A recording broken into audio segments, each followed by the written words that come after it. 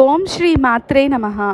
ఈరోజు ఈ వీడియోలో మనం వరలక్ష్మి వ్రతానికి కావలసిన సామాగ్రి ఏమేమో తెలుసుకుందాం.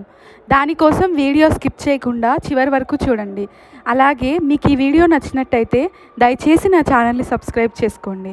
వరలక్ష్మి వ్రతం కోసం పసుపు, కుంకుమ, గంధం, విడిపూలు, పూలమాలలు, తమలపాకులు, వక్కలు, ఖర్జూరాలు, అగరత్తులు, కర్పూరం, చిల్లర పైసలు, తెల్లని వస్త్రం, రవిక దుస్తులు, మామిడాకులు, 5 రకాల పళ్ళు, అమ్మవారి ఫోటో, కలశం, కొబ్బరికాయలు, తెల్లని దారం లేదా నోము దారం లేదా పసుపు రాసిన కంకణం, ఇంటిలో తయారు చేసిన నైవేద్యాలు, బియ్యం, పంచామృతాలు, దీపపు కుందులు, ఒత్తులు, నెయ్యి. ఇలాంటి మరిన్ని వీడియోల కోసం దయచేసి నా ఛానల్ని సబ్స్క్రైబ్ చేసుకోండి.